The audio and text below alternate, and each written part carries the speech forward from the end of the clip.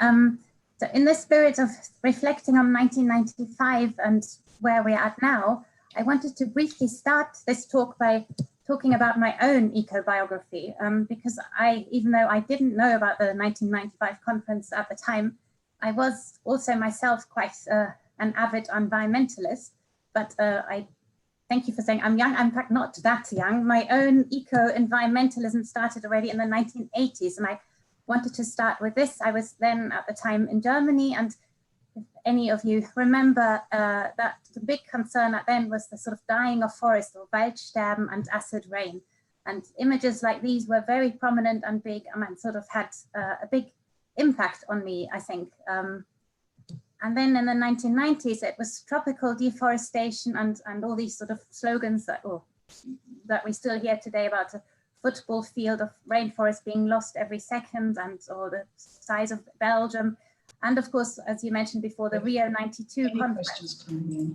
All that had a big impact on me and my career, and I ended up doing researching deforestation in Nigeria, and then landscape change in Tanzania, and now I teach environmental anthropology at Goldsmiths.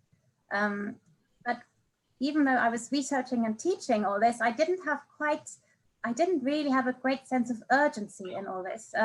And I've been reflecting on this quite a lot recently, and also now for this talk, why that was. I suppose partly it was I felt maybe I was already doing my bit by teaching and with children, of course. I also, as it happens, I was working quite a lot on the idea of crisis narratives, that we use environmental crisis narratives to justify intervention. So I was always a little critical, and that's, for my sins, made me a little bit immune to actual action. But then also thirdly, and I think this may come up again more later, there was also, I think, and we've been talking about this, a general lull. There wasn't this great sense of urgency, and as Kitty was saying, British Airways was still involved in the 1995 conference, but of course there was quite a lot of knowledge of climate change, and has been all these decades, but none of us really had that great sense of really doing something, or that it was very, very urgent. And that also shaped me. But we also have to sort of acknowledge that that lack of urgency, or that almost that anti-crisis narrative, was really fostered by people whose interest it was to continue with business as usual, like corporations and certain governments, and who also then were very successful at co-opting big environmental conservation agencies. And that really really meant that we have had sort of 3 decades more or less of lost in terms of climate action. But for me, my own sort of lost decades, if you want to call it that, came to an end, as for so many others, and we've already mentioned her, with Greta Thunberg and her extremely powerful and simple and very effective message. Also, I've just for this been now reading her book, which is actually extremely good. But just these short speeches are absolutely brilliant. And then, of course, it wasn't just Greta, it was millions and millions of young people who went on strike last year. And I remember, for me, a sort of real turning point was one day in February 2019, when I watched and listened to one of these strike videos on my phone. I will just quickly play this to you. I hope this works. I don't know if,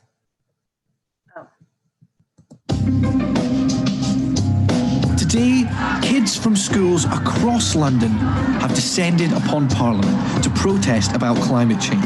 What do we want? What do we want now? What do we want? This is part of a UK-wide strike taking place in over 50... So it was videos like this, and in particular seeing but really hearing the children's voices, like sort of calling with these very young voices, that had for me a really sort of profound effect. And I suddenly realized that as a parent and adult, there was actually no sort of time to waste. I really had to do something like right now.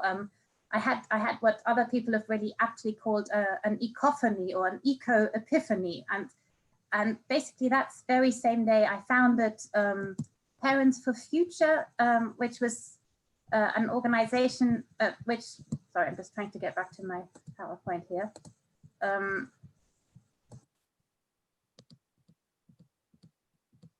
So I founded Parents for Future as a sort of parent action group, and then linked up with other Parents for Future groups in the UK and globally, but also with environmentalist activists in Eastbourne. And I really would like to say it was not me who brought all this to Eastbourne in any way whatsoever. There were many brilliant, long established Friends of the Earth, Greenpeace, all these people were here. But we all then campaigned together, and as others have been saying, on the 9th of July, Eastbourne then really did declare, it was one of the many councils that did declare a climate emergency, which was really wonderful and great. And here we are all out on the day, sort of making sure that it really happened, even though we know there was a lot of council support for it at the time. And Eastbourne, of course, also then committed to becoming carbon neutral by 2030. And we, all these people gathered here and many more, we then formed the Eastbourne Action Network to work together with the council on achieving this. And I then became the Director for Education and Families. And our main project, which is what I want to talk about today, is EcoEd 2030, our sort of network and support and website to support schools in becoming eco schools and helping in the green transition. But I just briefly before this just want to talk more about my broader theory of change and sort of explaining how I got to this as my main, what I sort of do with this ecophony energy that overcame me, or that hasn't left me since that moment. Like everyone else, I've been battling with what do we really need to do? What can I do? What kind of action is really the most important? And I should say that I used to be a very skeptic. I used to really think it was just about government legislation, that private individual lifestyle changes were not very effective. They were largely sort of virtue signaling by those who could afford it. And also, of course, they sort of deflected from the real culprits, that like corporations and others became very successful at suggesting we all need to do our bit and blaming individuals, when really it was the larger system and deliberate policies that created this situation. So, but in the moment of this ecophony, I realized that actually there just isn't enough time to just sit and wait for government legislation, and that really a lot of things really need to be started doing straight away. And also that what we really need is a sort of broader culture shift that is also necessary to come at the same time as government legislation. Because if you have a sort of culture shift, then that suggests to politicians that people want and need and are ready for really significant changes. And also, of course, for any legislation to be successful. So this sort of culture shift is really something quite big and profound, because we really need to challenge a lot of our real norms and beliefs and all the things that we influence how our many aspects of our sort of basically very unsustainable ways of living. And so I just wanted to talk through this a bit with the idea of what it means to be a good parent and illustrate this with one particular example, which others have already touched on. But it's about a family car, and SUVs. As I'm sure you've all seen, SUVs have recently become really our sort of family car of choice. They are very popular, and as you can see here, they're really advertised, and these are just photos from advertisements, as a safe, good family car. So we're sort of led to believe that if you are a good parent, you look after your children, you put them in safe, big, comfortable, clean cars, and then you are a good parent. And that strategy has really worked. Since 2009, in 2009, 6.6% of all cars in the UK were SUVs, and now it's 22%. So 1.8 million SUVs have been sold in the last 4 years alone. And that has not just been advertising, it's also been supported by policies like car financing schemes and freezes in fuel duty. And this has not just happened in the UK. Globally, SUV sales are increasing significantly, and are projected to be 40% of all car sales by 2025. So this is really a sort of very, so these trends are also happening at this moment. But are SUVs really good family cars? No, they are not. They not only kill a lot more pedestrians than other cars because they're so much bigger and heavier, and also because you cannot see children. You can see far less in front of your car than in other cars. but they also are the drivers themselves are 11% more likely to die in car crashes, which is partly because the center of gravity is so high that they are much more likely to topple over. And SUVs contribute significantly to air pollution and also and illnesses and asthma and people dying from that. And of course, CO2 emissions. I'm not sure whether you can see this now. My own bit of the slide is obscured by my by the people's faces, but the graph is showing that at the moment, or in the last 8 years, SUVs were the second largest contributor to increases in global carbon emissions. So really, really significant. And so, but of course, it isn't just SUVs, it's cars in general that the transport sector is the biggest carbon emitter in the UK. So yeah, SUVs are maybe the most worrying trend, but in overall, we need to change our habits. And so really, it's not about providing safety and your own hard bubble, but it's actually about cycling and being open and participating in this way. That really is what a good parent is about. And that's what we sort of want to encourage. But we also know that for a lot of parents, this is not an easy thing to do at the moment, because the infrastructure isn't really there, even in Eastbourne, despite many years of campaigning. Even with COVID trans money, no new cycle paths have yet been achieved. And also there isn't really so we need that kind of really better cycling infrastructure and walking infrastructure that enables people to make these choices. And not just a physical infrastructure, also changes around how we live. It's not just the school run, it's, as I know from many mothers I know, it is after school clubs and spending every day ferrying children between different activities.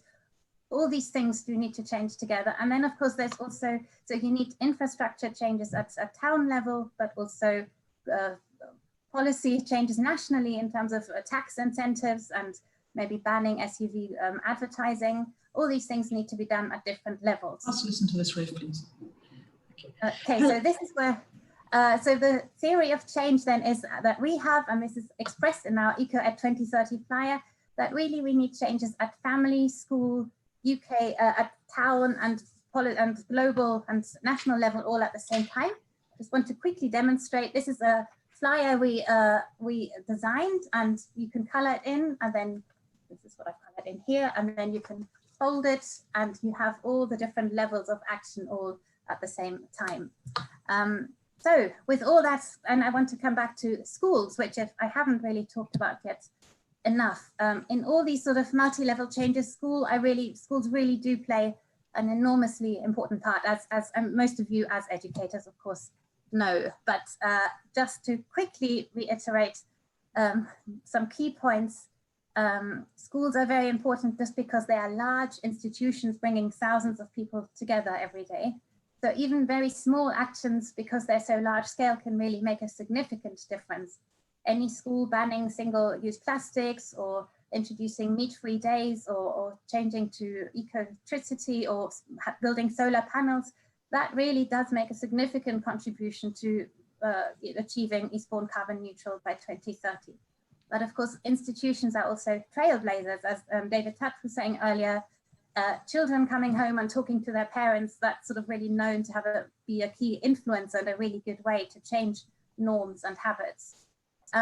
But also schools are really, of course, where we learn how to be humans, and a lot of our values and how we think about the world are formed in schools. And really, we do need very urgently to have a very profound sort of embedding of ecology and climate emergency in all teaching and thinking.